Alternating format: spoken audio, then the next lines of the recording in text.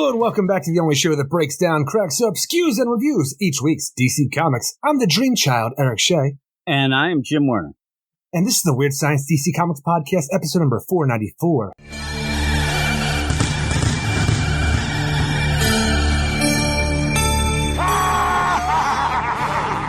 Summerween Night Terrors Spooktacular. Yes, Summerween, Eric. Night Terrors Week 3. Oh, my goodness gracious. I got done reading these books, and I thought, well, at least we're halfway through. We're not, Eric. We're not halfway through.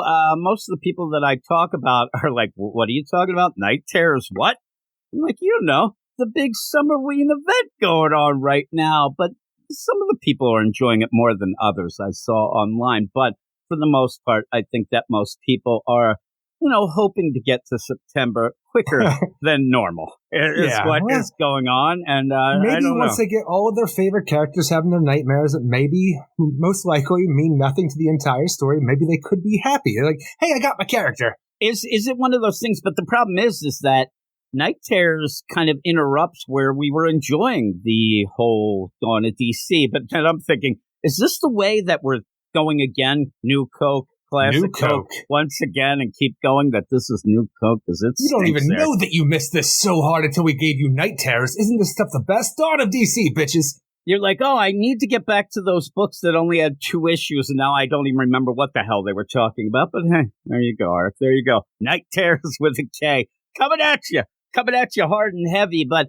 in all of that, there are some other books that come out each week that aren't Night Terrors with a K, and we already talked about all of those. So if you're wondering, well, why are they just doing the spooky books of the week? Important books, you mean? That's true. Well, we'll see. Important, all right. We ended up already talking about stuff like Superboy Man of Tomorrow, number 4, Vigil, number 3, and Batman Superman World's Finest, number 17 on our TGIF show. Thank God it's Friday. The regular feed, you could just go listen to that now. And then if you want to listen to me and Eric talk about Tales of the Titans, number 1, and Hawkgirl, number 1, you can go over to our Patreon and sign up there. And it is on our Badass Patreon Spotlight, picked by the badasses of the Get Fresh crew.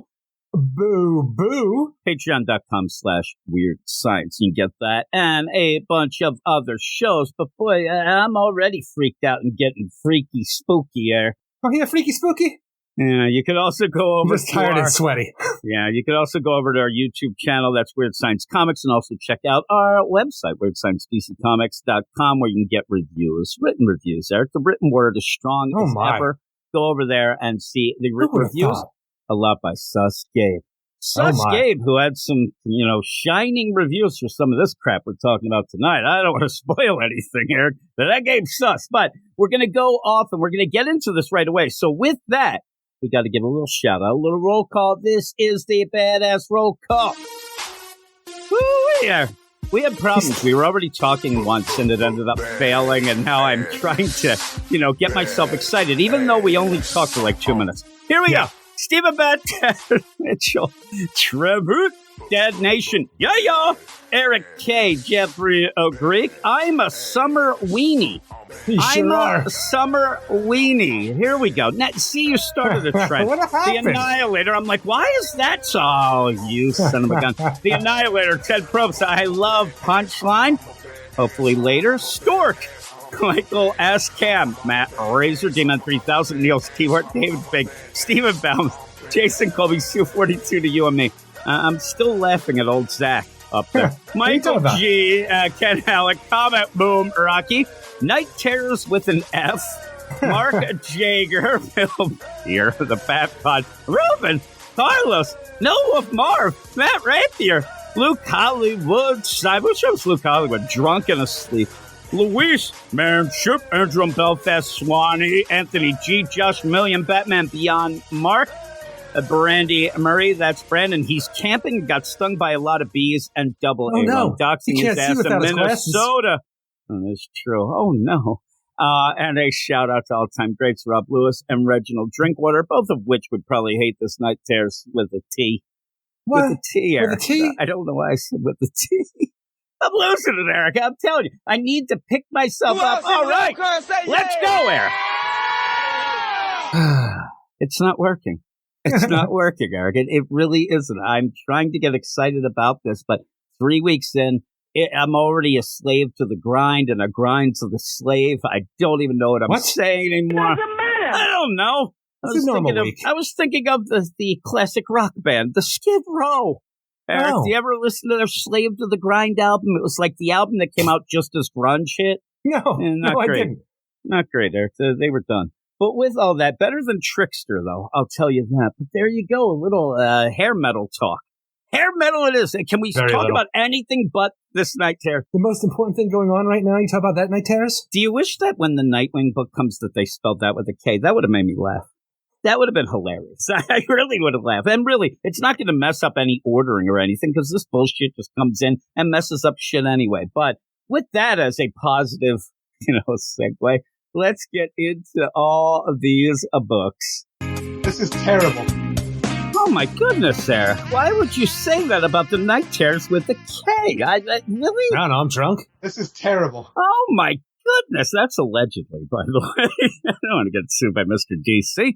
Here we are, Eric. Here we are with these Night Terrors. And I ended up, while that was playing, and I'm looking over the notes that I have here, like a lot of things written down like this all sucks, stuff like that. And I started thinking like the idea that have you enjoyed the main Night Terrors book so far? We had the Night Terrors First Blood and the Night Terrors #1. Because we haven't really loved them, right? No, we haven't loved them. It's like, I just don't feel like we've gone anywhere yet for all the books we have. And it's just Joshua Williamson books that we have. It's like, all right, First Blood, Joshua Williamson. Night Terrors #1, Joshua Williamson. You had Batman in there as well. But you also have this week's Superman, like Night Terrors Superman by Joshua Williamson. And they're all like, you know what? I haven't explained myself enough for what happened in the first few pages of First Blood, so let's do it all over again. Yeah, and like, it doesn't further the story anymore, though. It's like it just keeps telling you the same things that are convoluted as is. My big claim, why I was asking for the most part, is that when we get a week, like I'm not enjoying the main Night Terrors #1 or Night Terrors First Blood. They weren't great, but when we get a week that doesn't have any of those big, like, what are you getting? Well, they're trying to fool you with the Superman. At least you have the hope, like when you're going into it. The S does stand for hope, Eric, that you're like, okay, at least we'll get some important information. But like we said before, we actually were counting on at least Joshua Williamson's, tie-ins to actually do something, and they're not, and that makes it even worse. I don't know what matters, Eric. I heard it doesn't matter. But I gotta pick myself up again. Hello, Weird Science. Hi, Dan. Dan always picks me up when he says that, I'm a little bit of a klutz. But let's just get into it. What are we going to start with, Eric?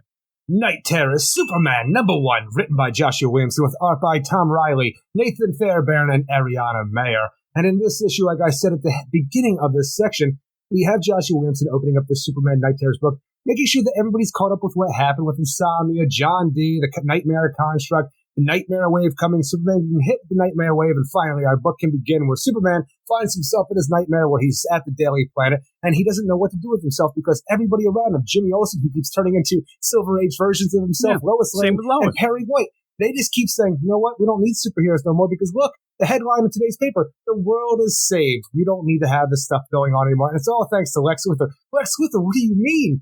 Well, these are Superman's greatest fears right now. Him working with Supercorp and, Lex Luthor.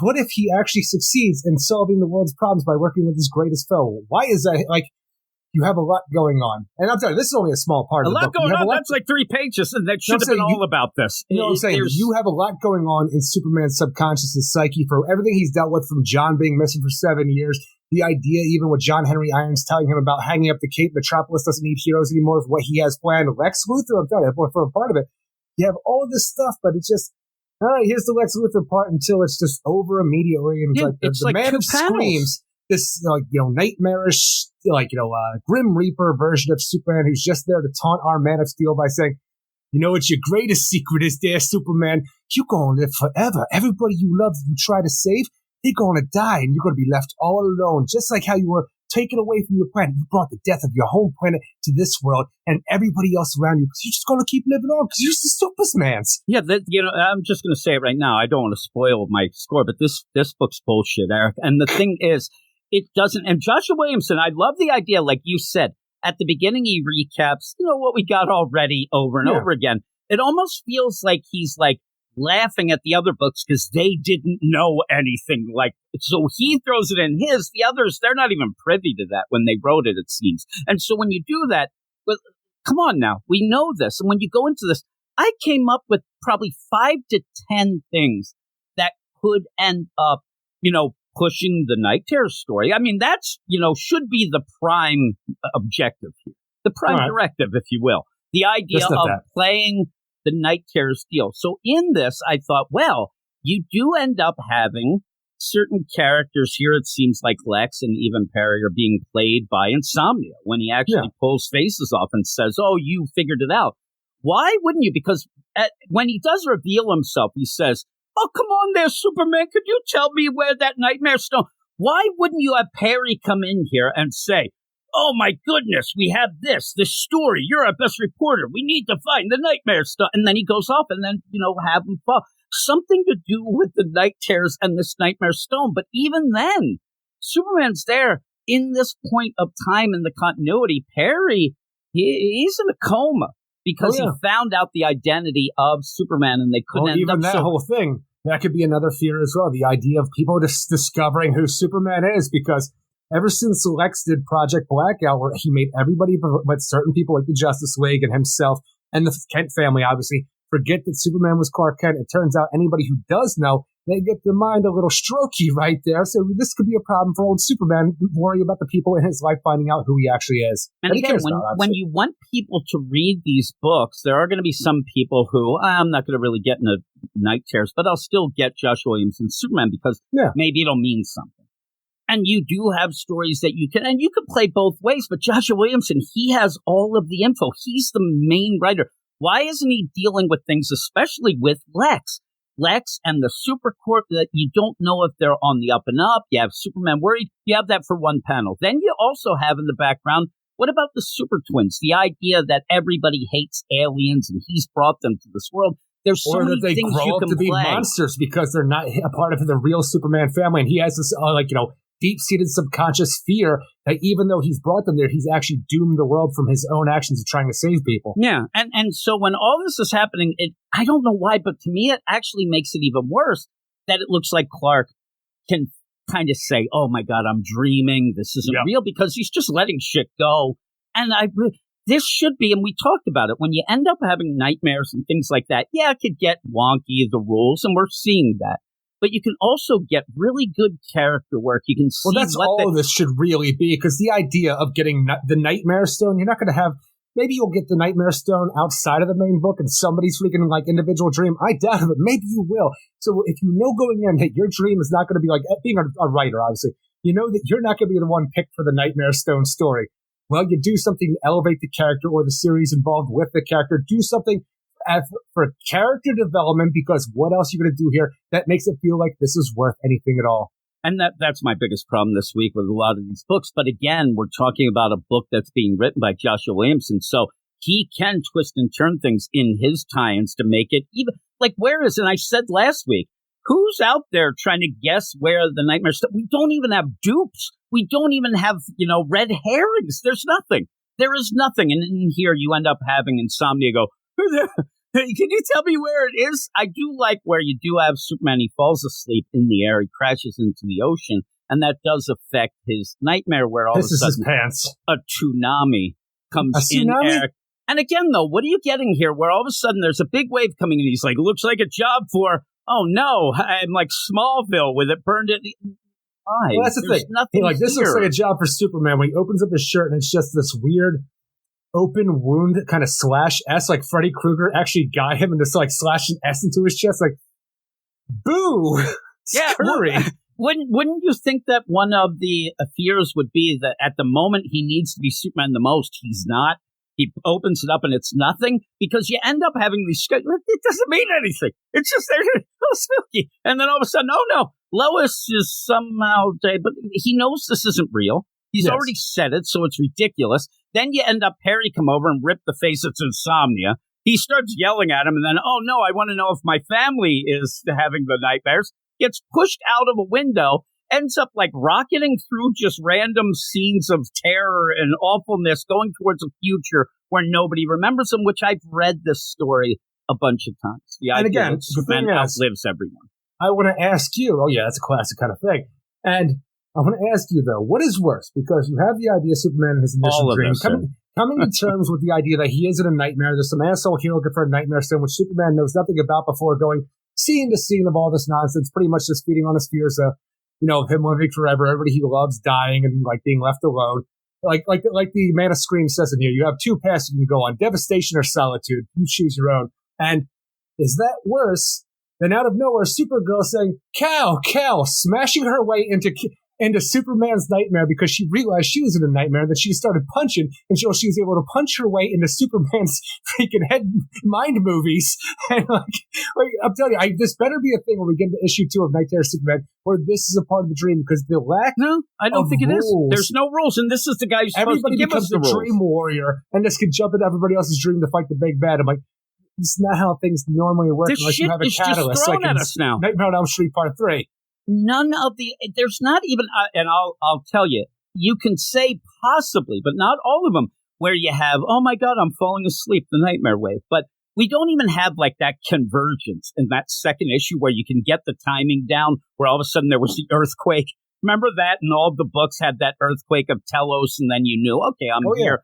But this, you don't even have anything even tying in any of these tie-ins to each other or what's going on. And then you're just randomly making up rules. Well, you're making up rules. In this, you end up having Kara's able to punch her way into Superman's dream or nightmare. You end up in Wonder Woman, she's just hanging out with Detective Chimp and Constantine. Then others, you have this going on. Then others, you're this. There's no rules. This is ridiculous. And when you start doing this, and I said, Joshua Williamson is classic of just changing shit on a whim, on the fly. Luckily, actually, that maybe that's why he didn't tell anybody or they didn't know anything. Because if they did know shit, it would have changed anyway. But yeah, you end up where, I said, we've seen this story, but even to throw this in, I said that this feels a lot like a dark multiverse. Oh my God, it's a Superman of the nightmares. I said it's the Superman who talks shit. That's what it should be called. And then they just end up talking and screaming at each other, and then boom, we're going to see This Is Your Life. Again, one cool thing, it really doesn't matter for anything, but just being for anybody who might be a Supergirl fan and Supergirl continuity, when Supergirl punches her way through into, Superman's head, and they start talking about, I had the nightmares, and I had to get out, so I started punching. What you had to get away from the nightmares for? Because of them. And you see all the iterations of Supergirl throughout the years, and every version as zombies, but it's still cool to see all these different versions, especially when you turn the page and right away my eyes went to Red Lantern Supergirl from the new 52. Yeah, it did too, but what does this mean? It doesn't mean anything. I'm just saying it's a cool page with cool drawings of these zombie Supergirls. This is the guy who's supposed to be giving us the story when you have this deal where this guy's supposed to be the architect. What architect is he? He's an architect of a shit house is what's happening there. A shit house, huh? A shit house. It's not a foundation of sand. It's a foundation of diarrhea. It's not even a solid shit house. Look, Jim, you might not care about what Joshua Williamson's doing for Superman's nightmares or even Supergirl's nightmares now that for some reason she's in Superman's nightmares. He is the man who is doing the Superman book right now, so it seems like he knows a thing or two about what should be going on in this book. We should. But don't you really think by the end of this, the guy should really be working on Aquaman? Because he's got Aquaman down to a T by calling people things like landlubbers. All of a sudden, you have, and this, again, this should be something huge. Now, one of the things is, you assume, but I really wish that we had, and I know that this is kind of silly, but I wish we actually just had a placard, The Waking World, just so, because I ended up even seeing some people like, I think this is a dream and a nightmare. Just have a placard. Because it looks like Superman is washed up on shore with a bunch of other jerk-offs. And then all of a sudden, you have off-panel. I think there's people who are just on the beach. That or Superman or Aquaman's family saved them. Look at this crazy outfit saying, Superman's not waking up. Same with everyone else on the beach. What are these landlubbers up to now? Don't use pirate talk, darling. It's tacky. The real question, though, is why are we unaffected? So apparently with the nightmare wave going around, it doesn't affect Atlanteans. They were under the water. Eric, even though it's funny, it's like the opposite of that Lazarus rain. That was affecting everyone, even if you're underwater. The nightmare wave's hydrophobic. Well, that's the problem. Yeah, really. I mean, it's a fluid thing. I don't know. And then we get the end. And the end, I'm like, Am I supposed to be excited about the landlubber's pirate-talking Aquaman?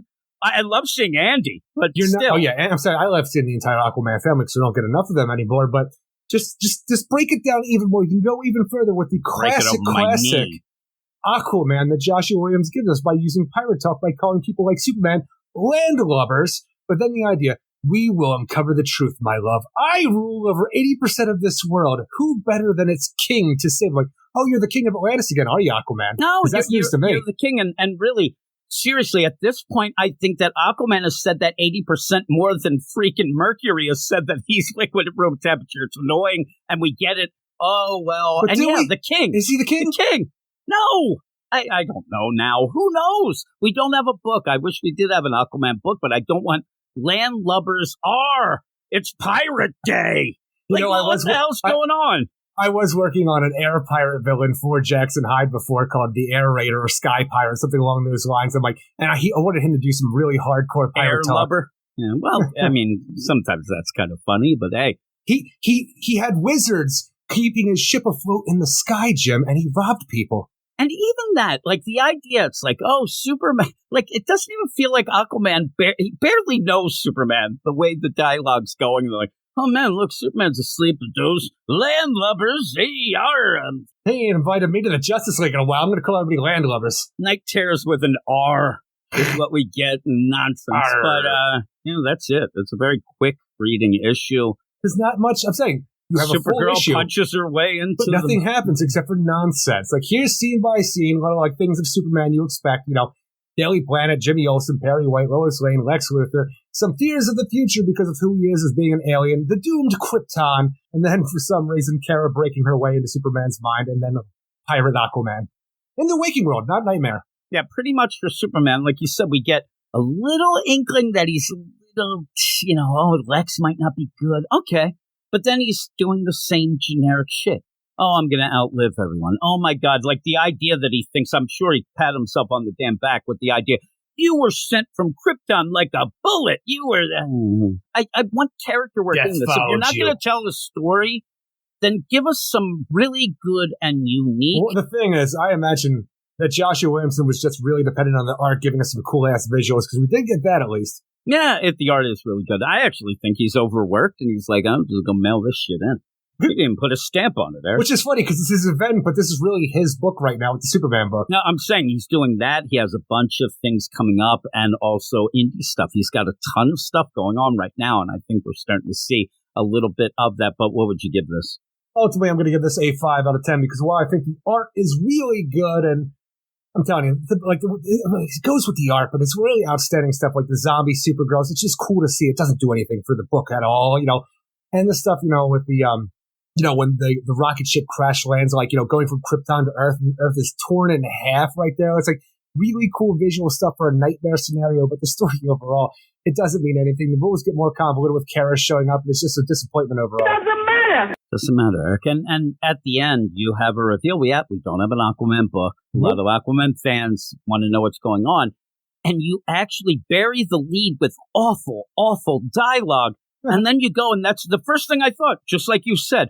Boy, I hope that Joshua Williamson isn't writing any Aquaman. This is going to suck. That's all I could think of. Instead of me being excited, saying, oh my God, that's cool. Aquaman, the whole Aqua family there. The whole family, yeah. Tula, Garth are there. Oh, God, please. And like you said, though, like kind of mincing up a bit of the continuity in 3-word bubbles. How can you mess up that much of like 4-word Pirate bubbles? King Aquaman. Oh, my God. It's nonsense. It's such nonsense. I'm having a fun time now, Eric. You get me excited with this. Well, what's going on, Dan? Hello, Weird Science. He just says hello. I'm going to go 5 as well, just a straight 5. I almost hit the FU button, but the art is great. And at the end, even like the Aquaman family, when you turn that, I'm like, holy shit, that looks awesome. Andy, they're so cute. And I'm like, almost a week ago, it seems like you sent me that panel of like the landlubber stuff, but you didn't have the reveal yet. And I'm sitting there, who the fuck could this be? What kind of pirates are going around talking to someone? And I didn't see for a little while later, because I was actually thinking about it, didn't get back to Twitter where you actually sent me. I'm like, oh, that's cool, Aquaman. I did it pretty good, right? What is this dialogue? I wanted you to like let that dialogue seep in a bit so that you could sit there and say, who the hell could this be? I sat there just thinking about my own Aqualad villain character I've come up with. There you go. Maybe you thought it was Psycho Pirate, Eric. No, I did not. I started thinking like weird, like, like really Z-list Aquaman villains or something along those lines. It's like the weird pirates that show up in DC Comics, like Captain Stingery or something along those lines, or Captain Strong. Yeah, well, no, Aquaman. I love what Mara. I'll give her all the credit in the world here. She must just be so annoyed with this asshole. He's sitting around. Something hit him that he's now pirate talk. Arthur going around, and she's like, "Please, just stop it." You say that, but for some reason, saying "tacky darling" for whatever reason, I heard her voice as Zsa Zsa Gabor. Hey there, big boy. I'm just gonna make Zsa Zsa. Don't use. She's like, Gucci, Gucci, goo. Don't use the pirate talk, darling. It's tacky. I don't know. I want Mae West. Don't you use the pirate talk, darling. It's tacky up there. There you go. Here, huh? And see, down here. Now you're making me giggle. Oh, it's time to have some fun. Here we go. Eric told me before we started recording that he loved this next book. It is Night Terror's Wonder Woman #1, written by Josie Campbell, art by Juan Ferreira, and Pat Brousseau with a backup by Stephanie Williams, and art by Megan Hetrick, Marissa Louise, and Becca Carey. So we go into the Night Terror's Wonder Woman. A lot of people are excited because it's kind of like a de facto JLD type book. You end up going into it. I like Juan Ferreira's art, as always. I think the art looks so good. And I'm telling you, even the stuff he does with perspective, when Wonder Woman's punching the fist almost comes out at you like it is 3D, though.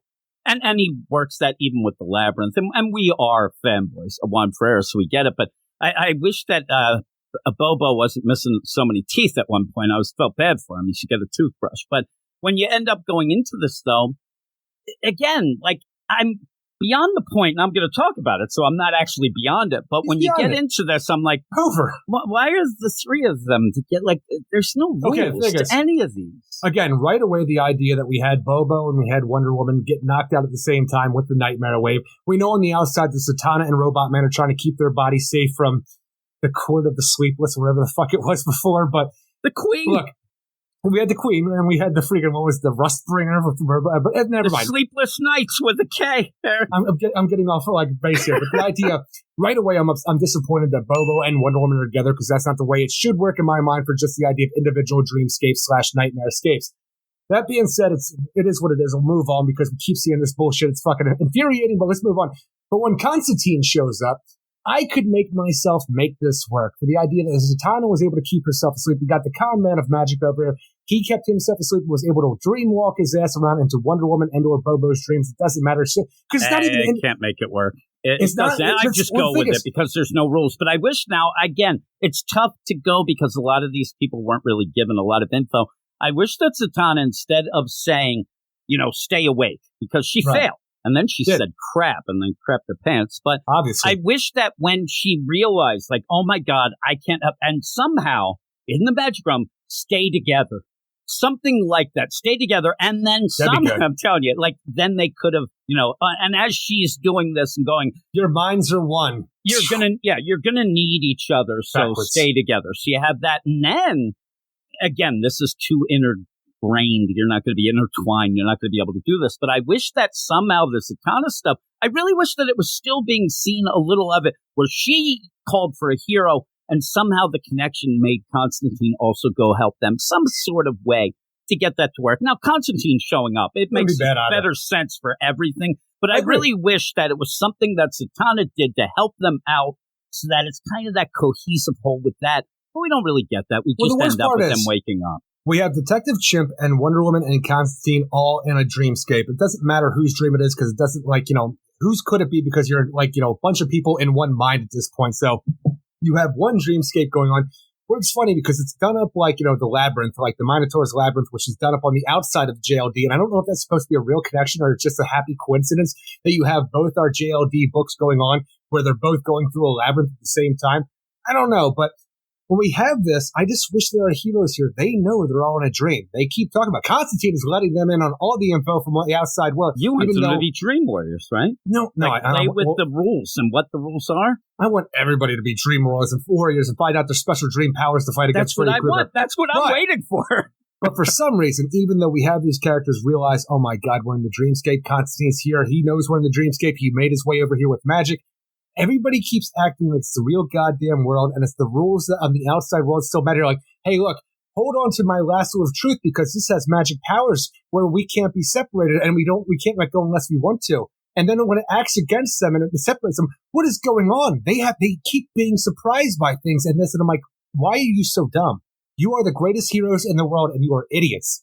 Yeah. I mean, and even when you do that, you end up having Constantine, where it makes sense. I mean, he comes in here. That doesn't make sense. But he's going to do his magic or whatever. But it's weird that there's nothing different in there. Like, he tries to do magic, and it works wonky, or he's doing that. But again, the play, though, is whose nightmare is it? And Constantine goes down a laundry list of, it could be this, and this. Well, eventually it becomes like everybody's. Which ends up Bobo, he says, oh, it's your nightmare. And so I wish that in that you had you could have fun with what would be Constantine's magic in a Bobo nightmare, or what would be Wonder Woman, but you never really deal with that. You just go, but again, what are we getting here in the Night Terror's overall deal? And what are we really getting about Wonder Woman, Constantine, or Bobo? We're not really doing anything here. We're just kind of walking through a maze is what we're doing. Like I'm saying, we are walking through the Minotaur's maze, and for some reason the issue feels more that the writer wanted to make sure that everybody knows, you got a general idea what the Minotaur is. Most people think it was a curse that was done, but you know what? There's other things that were going on with the Greek gods that never get talked about in DC Comics. Let's do the laundry list of things like the incestuous murders and all these other things going on. Sex with your kids, murder your kids, this, that. And then like how the Minotaur was actually a demigod, just like Wonder Woman. And it's the whole thing, the idea that she's a monster, just like these other breed god kids, essentially. And you have these things like, you're doing weird things here, even though you're giving me a cool backdrop. Like, you have this really cool fantasy feel to this book going on with the Greek gods and the labyrinth and everything going on. But, like, the way you want to tell the story and what you actually want to focus on seems really strange for this book, because you really just want to get down dirty with what the Greek gods were up to. I don't get it. And the thing that I'm getting here is, and I don't know how things were behind the scenes. I actually asked a bunch of people if they were told anything ahead of time. What were you given? And most said absolutely nothing. We're just doing these issues. So in this, I'm kind of getting in this one, Josie Campbell just had some shit that was going through her mind that she's like, I really want. It doesn't feel like there was ever like, I need to write this story, or it just seems like, hey, you get these three characters, go for it, and then just randomly write things. And ultimately, Bobo, when he gets separated from the group, because everybody gets separated, because why not? Because you want to tell a bunch of different stories going on here.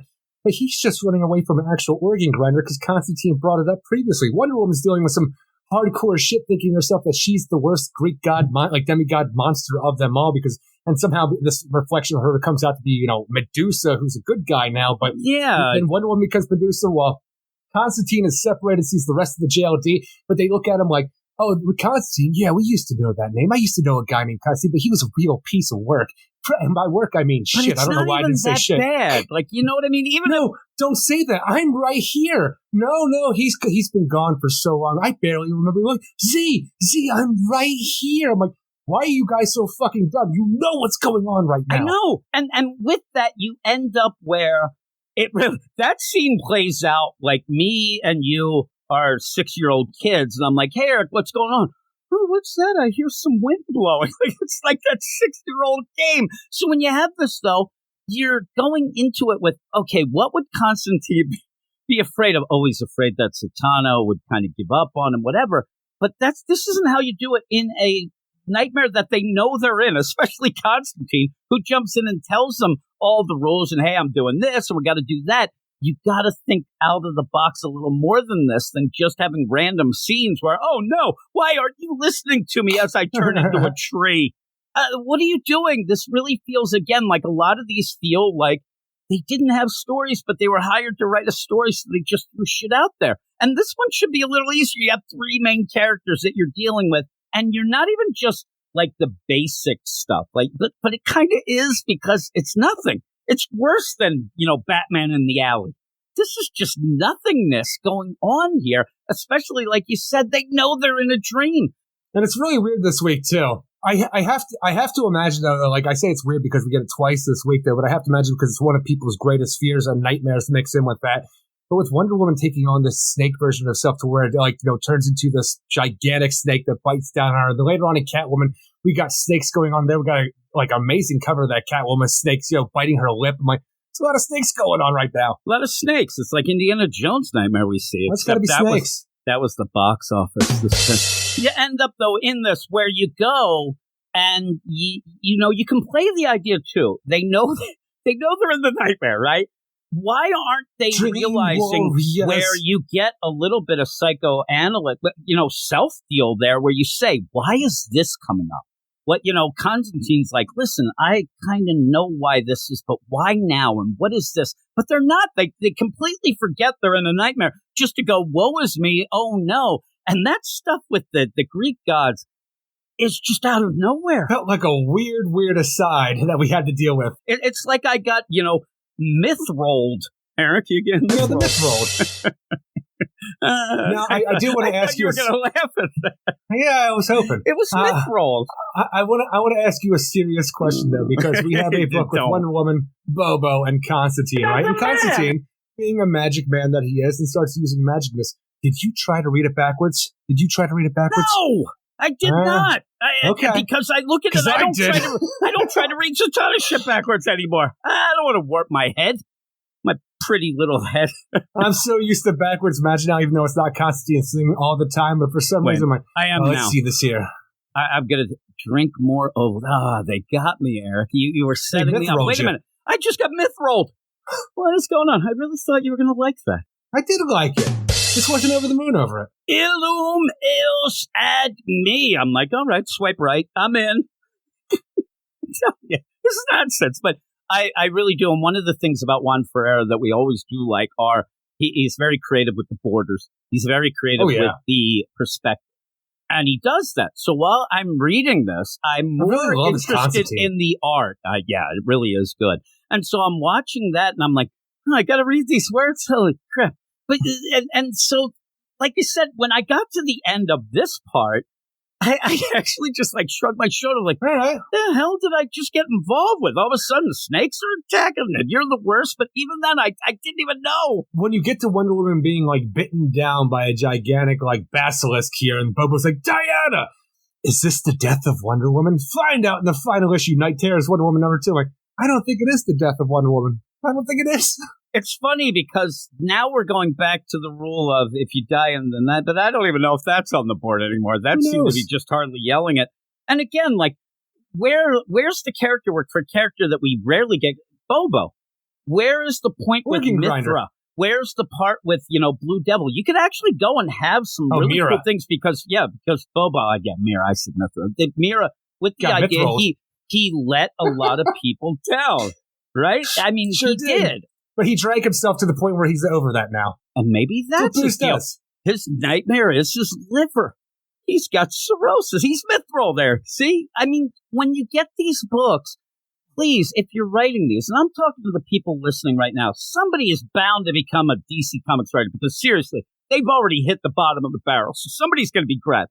If you do, think things out. Give things a more of an effort than just this bullshit of, okay, I'll have this snake, and I don't know, some fetish about myth rolling. I don't get it. But then we move into Stephanie Williams' backup. That's the whole Nubius stuff because we have to have a Nubius story anytime we have these things. It's so weird. And there's just nothing here either. I did not expect a Nubia backup for the Night Terror's Wonder Woman. And when I got to this part of the book, and I'm like, Themyscira, and I'm like, if anybody should be protected by the Nightmare Wave, it should be the island that's protected by the gods to make sure that these people are separated from the rest of man's world. But no, it doesn't work that way. And Nubia has herself a nightmare about the Well of Souls being corrupted. And there's a person down in there who's a guardian of the Well of Souls. And they've been fighting monsters. And that these monsters, they're the reason that the Well of Souls hasn't been doing all this good shit that it used to be doing, like when Nubia came out of it. But it turns out Gaia herself is down there, a gigantic, bloated, demonic form of whatever you expect Gaia to look like. And she's devouring down on people.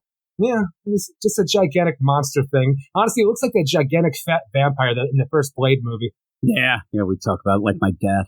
You end up, though, like you said, maybe you could play a thing where Themyscira is protected because of the gods or whatnot. Well, but like when the Atlanteans, you have these mythical beings right there. Like, if I don't know why the Atlanteans aren't hit by the nightmare wave, but this makes more sense. Protect us. You could have the whole League of Amazons, but the whole Amazon island coming out here. You could have an Amazon attack to go and do it, and especially because Diana's caught, they go to save her. But again, this is Stephanie Williams, who's written almost every single thing about Nubia, Trial of the Amazons, all the Nubia, the backups, and the miniseries. So you have her here.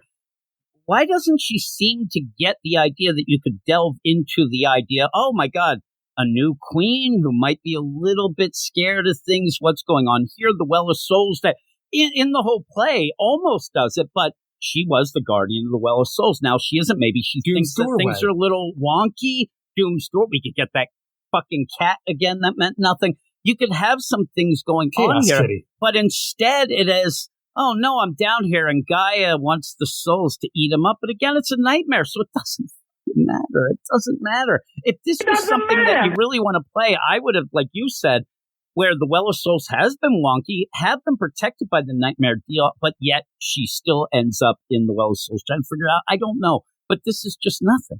It's nothing. I'm telling you, you have this back up. You've realized that something's going on with man's world because we have, prophets doing their profiting things about man's world. All right, let's take our portal out there and protect man's world because we're Amazons, we're badass, and we're going to save the day while everybody else fails. Yeah, and you could even play a thing because of what's coming up. And if you don't know, spoiler, the Amazons are going to be looked at as terrorists. But in the deal here, they find out where are you going to get that, that's man world problem. And maybe you have that little play there, and then they eventually go to help because of Diana or something like that. But I don't know. It's just like, why are we doing this? And really, we're going to have another one of these. Oh, no, I'm going to have to fight Gaia. But is Wonder Woman really dead, Jim? Is this the end of Diana? Yeah, I think she is. I actually just didn't hear San Diego Comic-Con. They just announced Wonder Woman's dead. She's never coming back, everyone. It's so, again, if you're going to tell a story, don't tell with a whole... First off, this is nightmare shit. Yeah, the rule is if you die in the nightmare, you might die in the real world. But that shit doesn't work in the normal deal. Oh, my God, Batman's going to die. Oh, my God, Wonder Woman's dead. I mean, seriously, we actually watched with our pretty naked eyes, Eric, Oliver Queen get decimated. And he's not dead. Nobody's dead. It doesn't matter. It doesn't matter, Eric. Oh, my goodness, I'm hitting this. Nonsense. To be continued, Eric, is what it says at the end. Oh, one no. more issue. That's the night. To be concluded, Jim. Ooh, well, this one I think says to be continued, doesn't it? Some of them, I told, this is to be, I said, for some reason, I think the Wonder Woman was to be concluded. I believe the Nightwing says to be concluded. I'm like, oh, God. It's a nightmare indeed, with a K. What would you give this? Again, it's a weird thing because I think the backup really just takes away anything that I can't say that I enjoyed, but it takes down the score of the overall thing. It is, I'm telling you, just because I just disagree, and again, maybe it's a personal nitpick where I just disagree with the reasoning because this island should be protected, especially from something like a nightmare wave, because it's protected by the gods. And it was even more like gods came down at the end of the Revenge of the Gods. So, hey, we're going to take care of you guys. Don't worry about it. It's just there. It's a Nubia backup that doesn't mean anything. Even when you have the Wayne Wonder Woman story with Bobo and Cassie, it doesn't mean anything. We're not doing Nightmare Stone shit. We're just having, complex looks at what these people for some reason think's important to them. Like, Diana might be a monster demigod like the other monster demigods. Bobo doesn't like the organ grinders, and Constantine doesn't care about anybody. But deep down, he's worried about people thinking that he's letting them down and forgetting about them. It doesn't matter. But the art looks great throughout. Juan Ferrer really comes in and saves the day for a lot of this book because I might just buy this book to look at it because, like that Superman thing we said before, the art was great. There was a lot of standout things. The entire Wonder Woman book stood out with the art, all the perspectives that we got there, and all the great stuff. I couldn't stop looking at that gigantic basilisk just biting down on Wonder Woman, or even that what looked like that 3D punch of Wonder Woman, because I actually thought I was wearing the 3D glasses for how cool it was. It's just... And you can't see where the shit... I can't! I gotta give it a 5.5 out of 10 because, look, the main story overall doesn't mean anything. It goes against the rules just like Superman does with people just being in each other's dreams. I can make Constantine work because he's a magic man, but Bobo being there initially doesn't make sense to me. And it's just one dreamscape, not anybody's individual heads. It just doesn't work out overall. Mm-mm. Yeah, I'm going to give it a 5, just a straight 5. Again, I like Juan's art as well. But again, like the idea that you have Wonder Woman, she's in between series right now. Tom King is starting up in September, but one of the things that you have going, you can even play this if Josie Campbell is aware of things and whatnot, of the idea of Wonder Woman, not really knowing her place at this point because of how many crazy things. Her mom is dead. I mean, you don't even have any mention of that. Her mom just died. Nubia being the queen, and her kind of, on the outs a bit with Steve Trevor. You have a lot of things that you can play with, but even if you played with the idea of, is there a place for me? Not just the, getting myth rolled, and all of a sudden it's like, and really gets dark in the deal, and then just to get, crunched down. Again, if I was going to write a throwaway story with Nightmares Dead, I'd go back to Secret Agent Kung Fu Wonder Woman of the 70s. Well, you could even have that. That could be the play with it, though. You could have the play where I don't have powers, but I have Kung Fu. Exactly. Yeah. Right. Pretty good, that white suit. Yay. I don't know. It just seemed like there was no story here, and you just threw shit together, and that's kind of annoying. It is, Eric, and it really did nothing for the overall Night Terrors, but we're going to say that with almost every one of these. I'm telling you, I feel like we'll be a broken record because, what are we actually getting out of this? Because I'm just sitting back there and looking for something that feels, at this point at least, looking for something that feels a little bit different, more nightmare-esque. We can really get sucked into a dream idea, or something that's deeply involved in the character to show you who the person is in their subconscious, and how they view themselves as others on a deeper level than you normally get at face value. Something. Yeah, that's the thing, and you say their that. Hopes, their dreams, their nightmares. Exactly. And you can give some, nightmares are a great way to give character work. But come up with something new and novel, something within we have the architect continuity of this, where Joshua Williamson for his Batman, we went back to Crime Alley 3 times in one issue. Eric, we just saw Krypton blow up 10 minutes ago. I mean, seriously, this guy, that's all he does. He's not showing any sort of uniqueness. There's no reason why they shut down the Donut DC. Imagine if you had a nightmare where Ultraman confronted Superman and just told him all the stuff that he was doing to John in that volcano for 7 years, and he wasn't there to protect his boy. And then Superman tried to fight back, but Ultraman could overpower him at every turn. There was nothing Superman could do about it. You have just like in a nightmare. My dreams. Just like a nightmare. It is funny now that if somebody has to realize, you do get the dawn of DC, the beginning of the day, ruined by the nightmare nonsense. I just want to wake up again. I want the dawn once again. Before you go. The crack of dawn. Poor Dawn. Oh, my, Eric. But with all that, you've stolen my dreams and nightmares now. You did, Eric. I'm not talking about this stuff. You always did. I'm sorry. You're such a jerk. But that's the first section of books. We're going to go off right now, a little break. I'm going to gather my thoughts, Eric. I don't like being myth-rolled. I'll tell you right now. I want somebody to start making things up instead of being Rick-rolled. You're just there on YouTube, and then suddenly just a Minotaur comes up. Oh, shit, I've been myth-rolled again. I think it's going to catch on, Eric. I want there to be a new thing because we had Rick Astley at the 80s, the whole Rick-roll situation. We didn't jump up a decade. I want the 90s one where all of a sudden you get Chumbawamba rolled. You want Chumbawamba rolled? I was thinking more Say it right. Do it again. Try again. Chumbawamba rolled. I more want either crisscross, or I would like all of a sudden, oh no, I've been chump rolled. It's like a chump. Hey! You just have that, Eric, right? That'd be I think that was the 2000s, wasn't it? I don't know. I blocked all that shit out. So that's the 2000s. Let's keep that in your back pocket. All right. We got to get the 90s now. Was that NSYNC? Is that the 90s? I got Nickelback rolled. Oh, my. Oh, really? That's bad. Nickelback. Well, seriously, you should stop where you were at. I'm thinking more of 90s. You have to go grunge. You have to go, oh no, I've been Lane Staley. You wake up and you're I got dead Violent J rolled. With freaking heroin in your veins. Clown rolled. Violent J rolled. All right, that's it. That's the first section. We're going to go off on a little break, and then we'll be back with three more nightmares. 3 more nightmares to go, Eric, but we'll be back in just a moment. You've been Nezha rolled, Eric. Boom!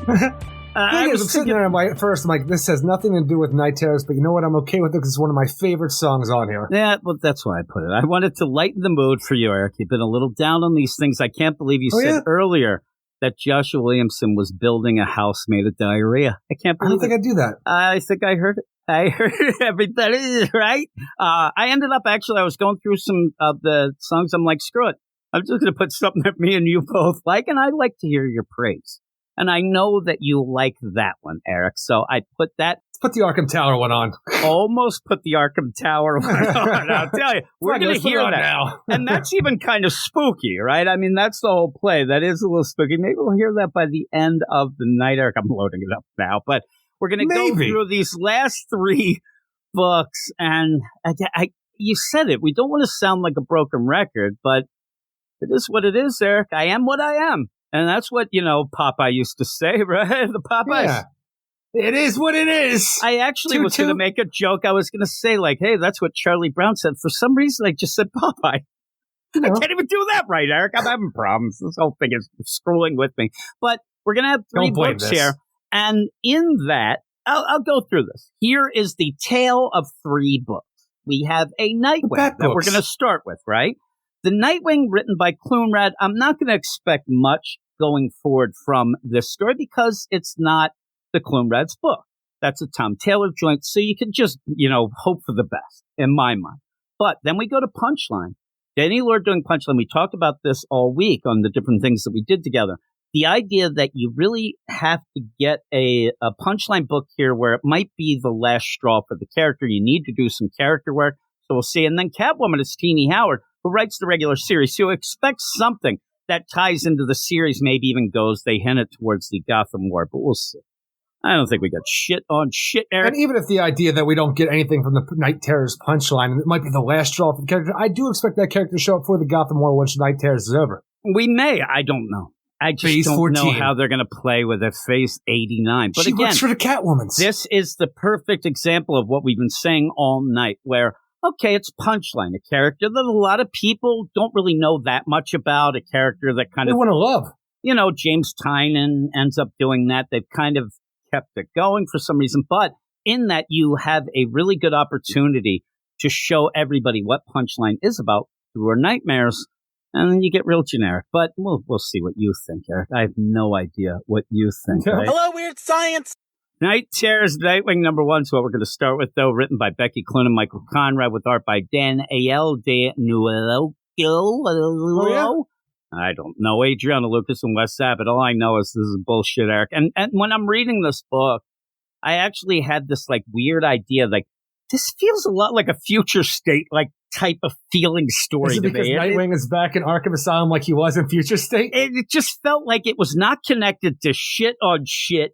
And it ended up being something okay, maybe it could have been a Future State, or maybe it could have been this, but I don't even know what's going on. I can break it down right here with the idea that Nightwing finds himself in Arkham Asylum with a bunch of other Batman rogues. He doesn't know why he's there. He doesn't remember anything. And every guard and doctor is an Island of Dr. Moreau animal person for some reason. Yeah, for some reason. And we don't know that the play of this issue, and the funniest thing of it, I actually at one point the guards thought, are pigs, and the scientists are lab rats. You get it?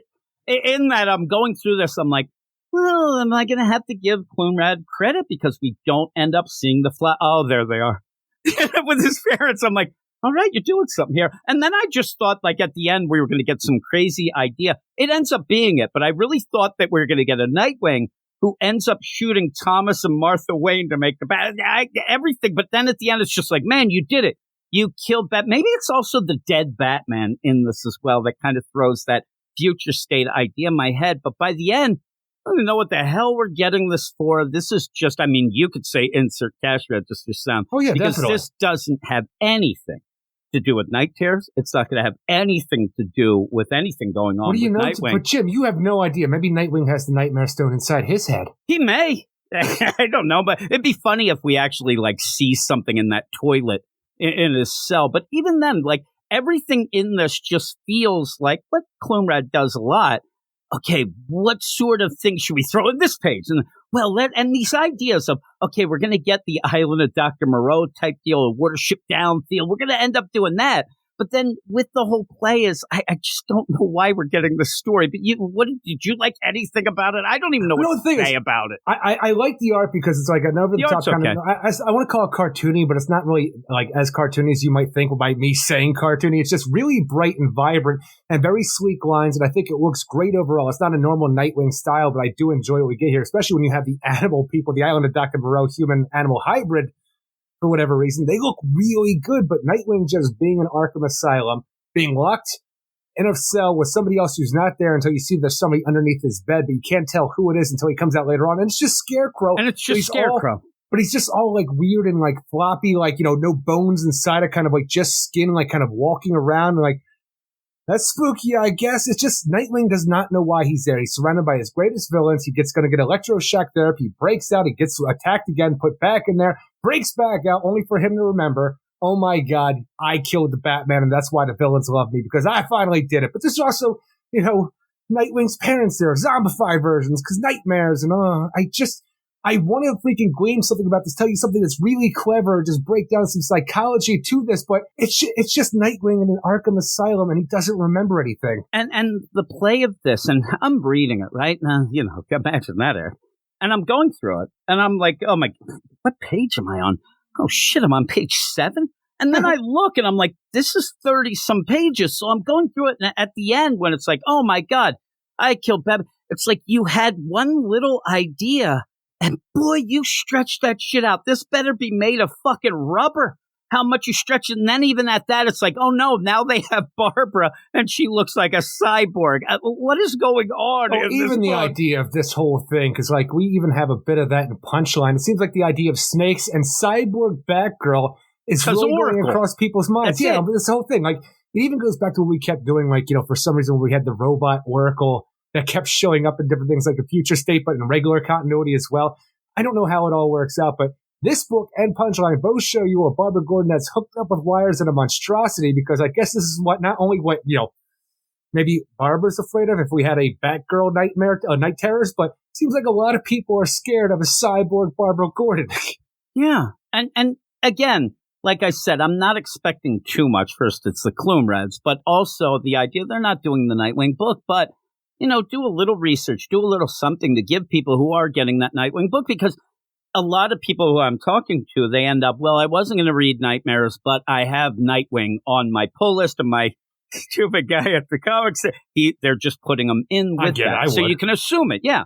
So give people at least something there. Obviously, nothing is going on in this book in the whole overall Night Terror story. Nothing. So when you do this, give us some of these things. And I keep saying it, and I don't want to sound like a broken record, but I can't help it. The idea of a Nightwing who may be, wondering if he's doing what Alfred really wanted with the money and stuff like that. That's what else is going in my mind. Also the idea of, little fears. Now, we have the Titans book still coming out. But even that, like, letting my friends down. On the Titans, because right now you are the head of what essentially is the Justice League and the DC Universe. Are you ready? Even though Batman told you since you were a young child that one day you would run the Justice League, you would lead them. Do you think like this would weigh down on Dick Grayson? And I'm like, yes, it would. These are big things outside of his parents' death, being zombies. We already said about the idea of Alfred and the money, because I think that would kind of be something. Yeah. Maybe I'd let him down. Or maybe even toy with Heartless. And we could, maybe I have let a serial killer go all this time and he's killing people. Maybe that's a living nightmare, what he's doing. But even the idea, because again, we said the Titans deal, you can double dip, but do it in a way, get a hold of, I think it might be Andrew Constant. Hey, what are you doing? Okay, what I'm doing is, there's Nightwing who thinks that he has pushed his friends, the Titans and all them, into doing too much because he hasn't been, and maybe play with that idea that we always say every time we get a Nightwing book, he always has his friends come in, but also not just, almost the idea, I'm replacing Batman when he's still around. Like the idea that he was always, hey, I was Batman at a point when he left, but Batman's still around. I agreed, but maybe that's where he is to a degree subconsciously with the idea that he killed Batman here because he is essentially the Batman going. Maybe, but I don't think they're going to play it that smart. I don't think they are either, because I'm telling you, I'm grasping at straws to try to make a connection to something that makes sense and feels like it'd be meaningful just with the death of Batman here. But just the death of Batman, it's like, oh no. Yeah. And then you keep going. I thought it was over then. Oh no, because again, where he's coming into Arkham, and he's like, I must be drugged. I don't know what's going on. We see like two panel of Insomnia. Zaz, Two-Face, and like all and these you other get people. all the villains. So you end up where he's like, I don't know. Oh man, you're an icon. Okay. But that's like the one hit joke that you're leading to. You're really setting up this, oh man, you killed Batman. And then at the end, even at one point when they're like, hey, he woke up. We need to talk to him. Have the mouthpiece removed. And then he kind of just takes it out himself. I don't even know. The art's a little wonky up there. But then he's like got the grin of the Joker. I don't know what's going on at points in here where I thought, oh my God, Dick Grayson, show how smart he is. Show also that he has the heart. I'd even go with the idea that a Dick Grayson is so great a guy that even his nightmares are nice or something weird like that, but you don't do anything. You then go so generic with, oh my God, the parents. Oh, here we go. Oh, Batman. Oh my God. And maybe you could have played something with the brothers. Maybe you could have played something with his sister that he just found out about. Things like that. You know, she's still out there. Yeah, you don't play any of that. Maybe you Tony Zuko something, maybe, but even that feels a little bit too on the nose. Maybe the conflicted idea where the best thing that ever happened to you, Blockbuster getting murdered by Heartless, you're double conflicted there because you actually feel good. Oh my God, I'm happy that, but and you're upset that you feel happy, and I'm upset I'm happy. Conflict, drama. I let this. So I mean, I'm telling you, if it's me now that I'm thinking of it, fuck this issue. I'm doing script doctor. People can tell me if I got it. I would have it where Nightwing is going around almost like a Batman. Heartless is his sidekick. They're going around doing shit, and then he realizes, holy shit, I'm kind of relying on this guy to do the bad things that I can't do, and then have him realize, and that would go well into the series. I think that would be a pretty cool deal. But here we have nonsense. I mean, half the issue, you can't even tell what's going on. And you say that. The thing is, I still think that the art looks cool, but it's nowhere near a saving. Cool. It's nowhere near a saving grace like we had in the first section with Superman and Wonder Woman, because that really elevated a book that was worth nothing. At least that made it something. This, it still looks cool, but not to that kind of level. And just the story itself is just Dick Grayson in a nightmare Arkham Asylum with animal people. And I killed Batman, and there's a cyborg Oracle. Oh no. The play that they're almost going with, and it doesn't work because we know this is Night Terrors. Yeah. We know what's going on here. If it wasn't Night Terrors, if this was just a Nightwing story that you end up going into, immediately we would think it's Scarecrow. Oh my God, Scarecrow, he must be there. We've seen this a million times. We saw it recently with Batman, where he's kind of on a gurney, but he's thinking of these nightmares and things like that. It was Scarecrow in this. So that's what I'm saying. But him thinking it's Scarecrow, and this doesn't work because we know it's a nightmare. So you're playing this almost like, ooh, I'm going to get them with this twist. There's no twist. We know what's going on. So when he ends up finding that out, maybe, and it almost looks like they're going to team up, which they may, but it takes too long to get to anything. You're playing this like you think clever dupe, but at the end, the, crazy twists don't work because it's a nightmare. And we know it is. We know what's going on. Unfortunately, Dick Grayson doesn't, but it doesn't play out well in this for me. And then at the end, you kill Batman. Oh my God. And then you just throw in Barbara at the end just for, let her go. Sake, right? And then, oh my God, look at her. She's a cyborg. Oh my goodness. Get out the Marauders map and let's go there, Scarecrow. And off they go. But yeah, at the end, the art was okay, but it's not going to save it, like you said. No. And it's an oversized issue, and it just went on and forever. Why? I don't know. When I saw, I said, it was like page 7. I'm like, oh, crap. And then I'm like, oh, there's a backup? What? And no backup. Then I was even mad that there wasn't a backup, that we could have had a little reprieve. I don't know, but it was nonsense. But what would you give it? 3.5 out of 10. Yeah, I'm a 3. I thought it was, and that's liking Maybe the I art. like the art a little bit more than you. A 0.5 more. It's just nothing. Again, I know that we keep saying it, but when it's this much nothing, then you get mad. It's a cash grab. It is nothing. It's just to have a Nightwing book out in this. They had no clue what to write, what to do. Get them out of here. They're off the Wonder Woman. Get them out. We gave Superman and Wonder Woman. I think you gave them both 5s. I gave 5.5 out of 5, and I felt like it was way more substantial than what we got in Nightwing somehow. I know. This is what I was talking. I was in the Slack and I talked to Zach Walker, him and his freaking games he's playing there. But I said to him, like, I don't know. I don't know what books are good. There's not many good ones. There isn't, Eric, but we'll move on. It's probably your book of the week. I'll tell everybody, and then I can laugh at you. I know it isn't. I know what your book of the week is, you son of a gun. But what are we talking about next? Night Terrors Punchline #1, written by Danny Lohr with art by Lucas Myers, Alex Gimerez, and Steve Wands. So yes, Jim, we're jumping into Night Terrors with a little Alexis K action. And it's weird because I don't know if Danny were really, I don't know what they wanted to play with this, because it seems like nothing. In the Nightmare, Alexis K believes that the entire Nightmare wave happened, but her and her Royal Flush Gang crew, because of her experimentation with chemicals, were able to stay awake during the Nightmare wave, so everything is dead, sleep, except for them, and they're able to rob and do whatever they want. But they're still in the Nightmare thing, and even we have her in the Nightmare. Which makes her just seem like a dummy.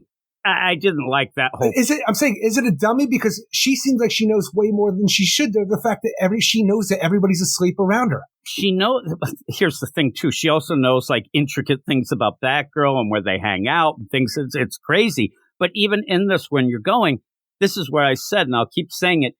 You have an opportunity here, and it might be the last one, to actually give us. And what better character in my mind of these would fit a character study through nightmares than Punchline? I get it. Oh, yeah. A deep dive look of the inside mind of Alexis K. And you could really develop the character. And if you do that well, because Tynan's not around, and there really isn't. Teenie Howard did that deal with her husband with the punch, but you got an opportunity here that I think that if you really can wow people, like somebody ends up reading these 2 issues of Night Terror's Punchline and say, oh my God, this is you could end up having this be your character going forward. You could end up making this your character.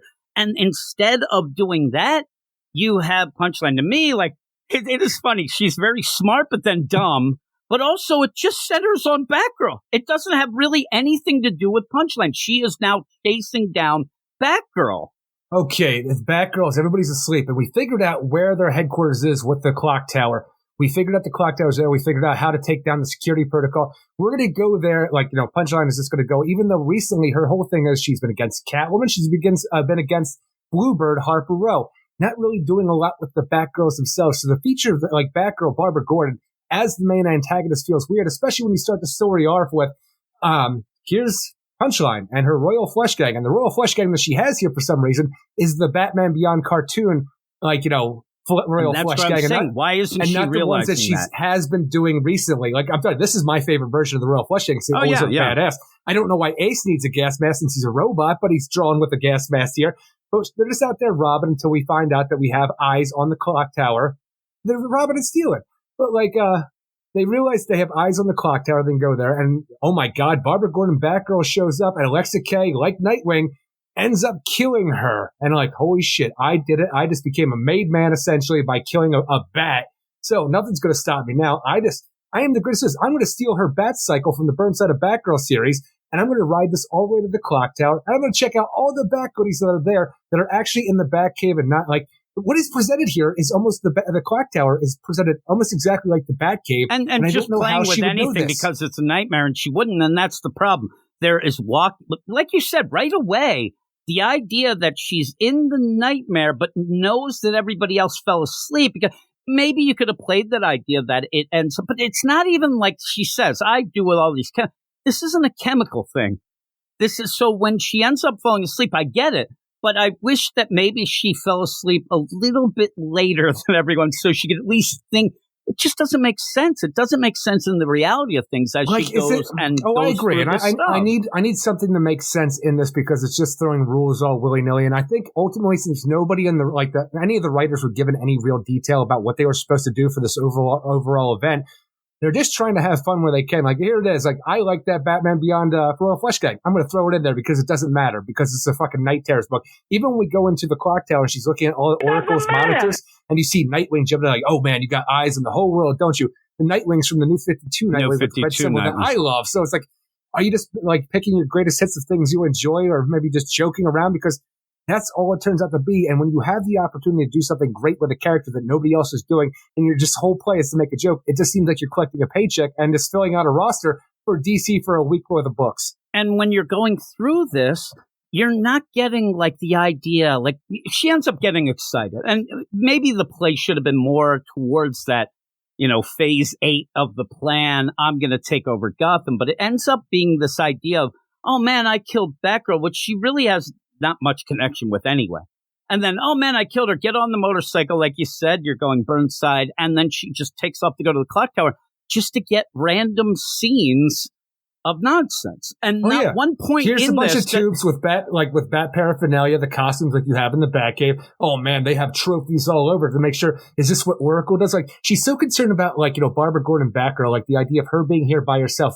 Do these costumes keep her comfort? Do they feel like there's people around? Like, you're getting into the subconscious of Batgirl and that Punchline. Yes, that's my problem. That's the biggest problem. She's actually even playing out like a Harley, even doing a little psychoanalyzed stuff. Like, it was weird, but why are you doing this to Batgirl? Why isn't she doing? Why isn't there a point where she? And again, I hate to keep saying, "Oh, it should be this or whatever." I'm not the rightist, Eric, but still, you're dealing into it, you can play the idea of Punchline.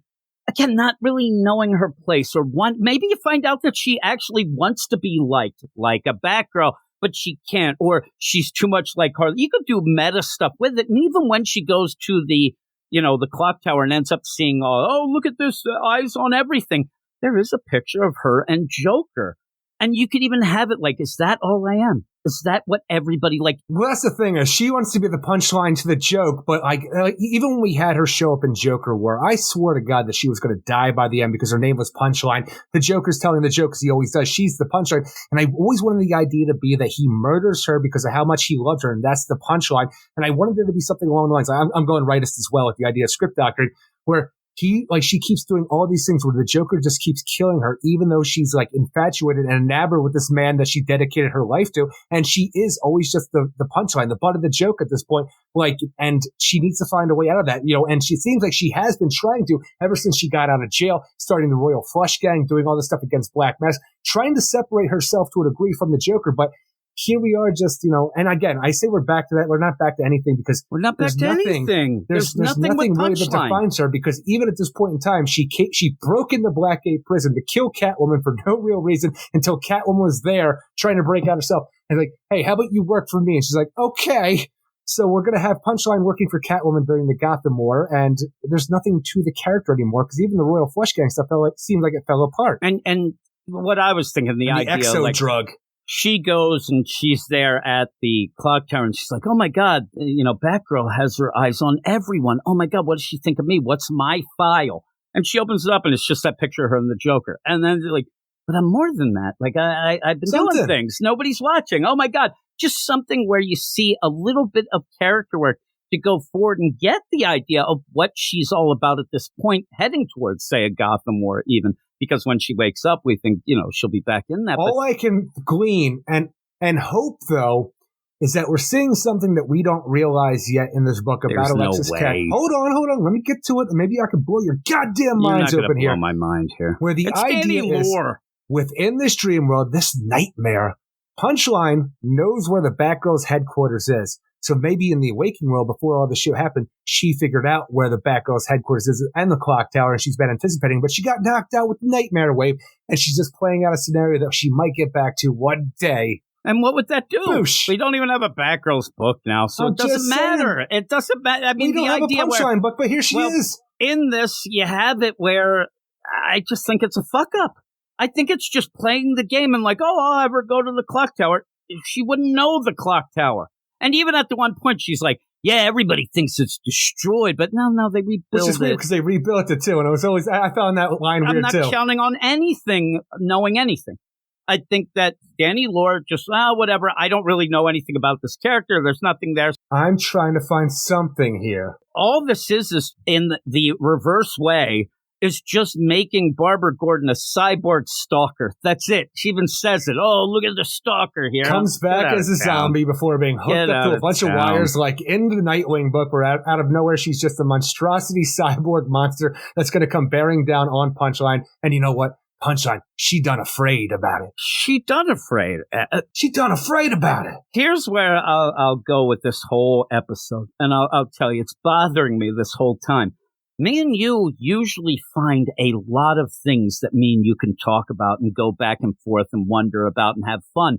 This is going to be the shortest episode ever because there's not anything in these books. It's long because we did a TGIF as well. Well, I'm saying, though, 5 books for us can usually last 2 to 3 hours. This is going to be quick because there's nothing in these books. I tried to give you a Waking World knowledge of the clock tower, but you just pish-pashed it and moved on. But I said to you, if she doesn't even know that the clock tower was rebuilt, I can't trust any bullshit going on with this. She said other people think it was destroyed. Yeah, well, other people wouldn't. It was rebuilt. Yeah. Who's the other Dreams people? Are weird like that. The three people Danny Lore hangs out with? The Royal Flush Gang from the future. No, and then when they say, she doesn't even realize she comes off as a dummy and then sees the cyborg dummy. Even then, she's like, oh my God, what? Like, never at one point does she say, oh God, this must be a nightmare. Like, what's going on? I don't even. Does what's his name? I think that does Insomnia even show up at all? I'm gonna Pandora this shit. I don't. It's like nothing. Maybe when she's driving down the street on the Bat Cycle, he's hanging out one of the windows. Maybe he's looking out there.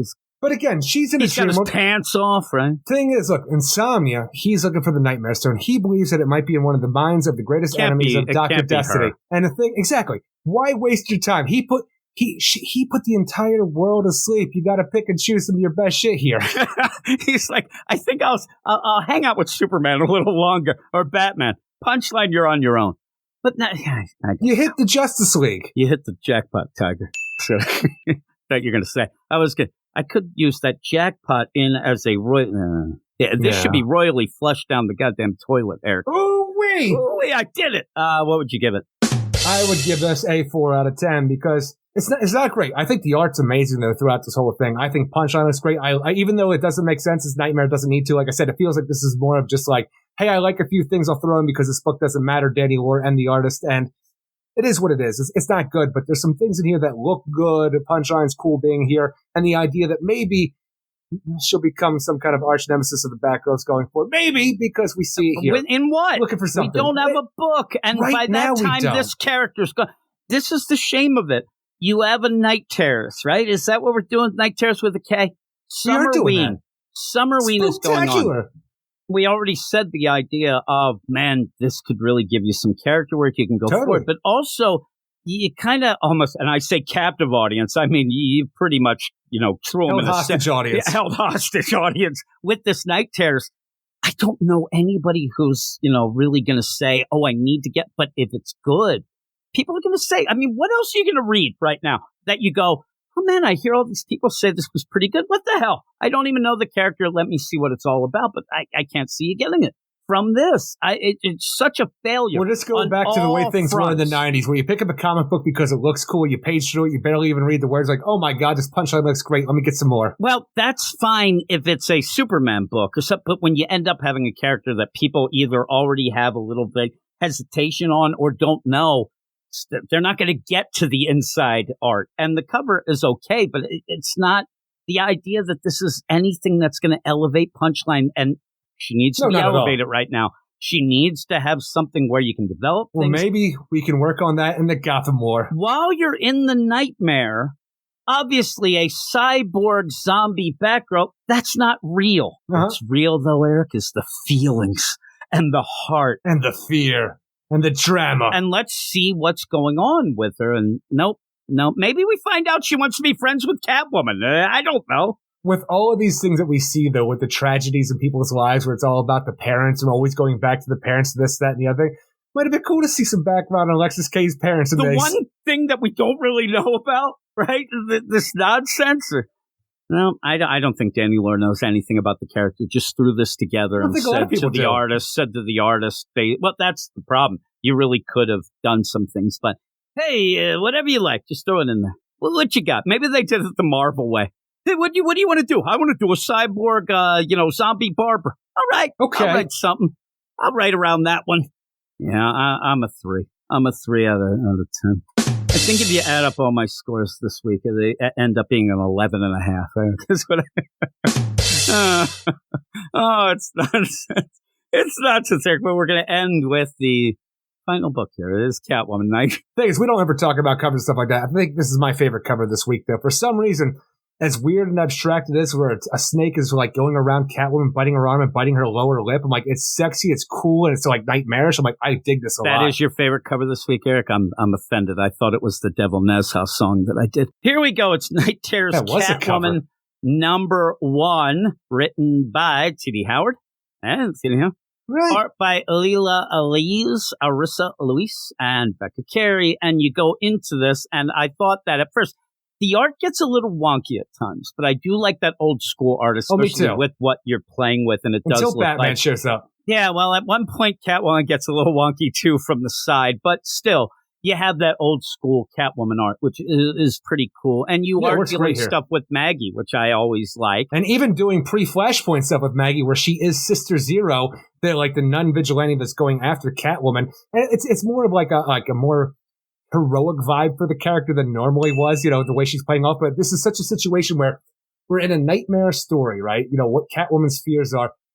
In the timeline of events in this nightmare, we are past the Gotham War where shit went down bad and Catwoman is considered persona non grata. Everybody thinks she's a piece of shit. Well, Batman hasn't even decided that his name's Batman. We are pre-year one situation going on, like the beginning of Batman year one for that character. And nobody can figure this out. Like, this is wrong. Like, I say nobody, but Catwoman, you go along with nightmares, you go along with dreams, so maybe that's a part of this. A lot of the stuff, though, the stories, I liked all the stuff with Catwoman, even being disfigured from what the war did to her. Sister Zero, Maggie. Once Batman comes into it ruins the whole thing for me. Yeah, I really, again, it's not really dealing anything with Night Terror, so you push that aside. But the idea where you're going, and it almost feels like Teenie Howard is like, oh, I'm going to show everybody that I know some things. I'm going to play with it, but it didn't feel as clever as I think that maybe she thought it was. It just ends up being, hey, everybody thinks you're a piece of shit, Catwoman, and I'm great. Oh, you are great, but I have my play, and I always had to be bad because you were good. And I'm like, I'm not getting shit. Now, let's do some stuff together. Okay, oh man, I didn't like what you did there, so maybe you are a piece of shit like you thought you were. Maybe I am, but maybe I'm not. It is a weird play, and I'll give Teenie Howard and the art a credit in the idea that as you're reading it, you do feel nostalgic for older Catwoman stuff, which is fine. But overall, in a book where we're not really getting Maggie, which I want, and what is happening here, and what is going on, and what is this leading to, because you end up where she's all disfigured. Then Batman shows up, and shit just goes wacky. I'm telling you, I don't mind this book at all with this future timeline of Selena and her sister, and even what her sister's up to, like being a more heroic character than Catwoman is. And all this was real, though, it's just a nightmare, so it's bullshit anyway. That's my main problem with it, the idea that it's still just bullshit. Well, at least it's giving me a story that I can actually latch onto here. But again, you're latching onto something that's never going to happen because it's a nightmare, and then Batman shows up in this year half. But I would like to know the one part of this, when we get the idea, there's the Batman who hasn't done anything yet. But you also have, like I said at the beginning, the timeline is the future, past Gotham War, and Catwoman's all about taking down the Joker. But this is a weird version of the Joker that we've never seen before with kids who put on face paint like they're a bunch of juggalos working for. Yeah. I don't know what this Joker is like. It's a Tommy gun bowl, what's that kind of hat called? A bolo? Not a bolo. I think it's just a bowler hat, right? A bowler, that's it. A bowler hat, and I don't know what this Joker is, and you don't get to see his face this entire time. So it seems like there's a weird mystery going on with what's going on in the Joker of this world. But then it's all just taken away because, oh no, we got to deal with year one Batman who doesn't know who Selena is and isn't very good at the job yet because he got bit by a snake and passed out. I thought he got bit in the weenie, Eric. I thought we were going to get a little sexy with it, but even then, it's like Batman gets a bit, and she's like, "I have to go find people who are in with the poisons to get it out." I'm like, "This is taking too long." And then I thought actually that you'd get a Duke Thomas riding that taxi because he actually saved Batman in the year zero. So I thought we were going to play with that. Like, what the hell? She doesn't know anything in any of this. But I thought it'd be kind of funny. But even then, like when I sit there, okay, this is a Gotham that is, having some problems because it does seem these Jokers are a little ahead of the Batman.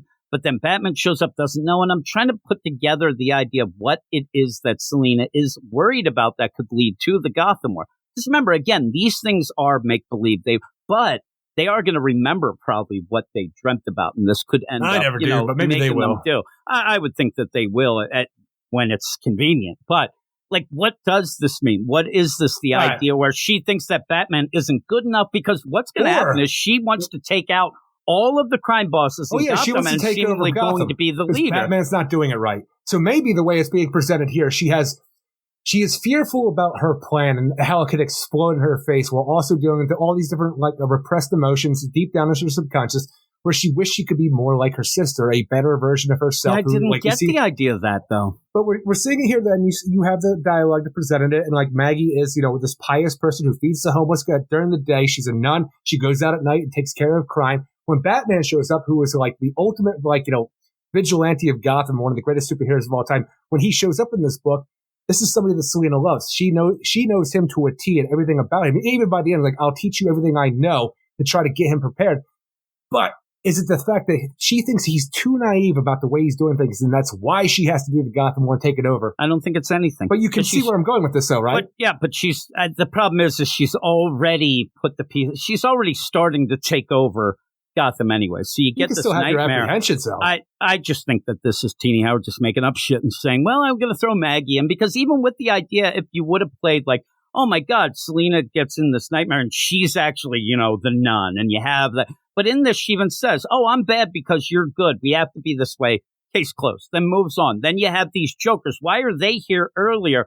Oh, no. But the weird play of it to me was she knows a lot because, current deal, she has her knowledge in it. But the idea of Batman making his own villains, and maybe she could have thought, well, the idea, he made the Joker, but did he make me as well? It's weird. I don't feel like she is here saying Batman isn't doing the job. I feel like she's there saying, I got to get Batman up to speed to do the job. But the way she wants it done. But again, what she wants it done, she's just yelling, you're Batman, and they're going for it. I never saw anything in this that she's going to make Batman do it any sort of way or he's doing it wrong. He ends up getting poisoned. He's knocked out.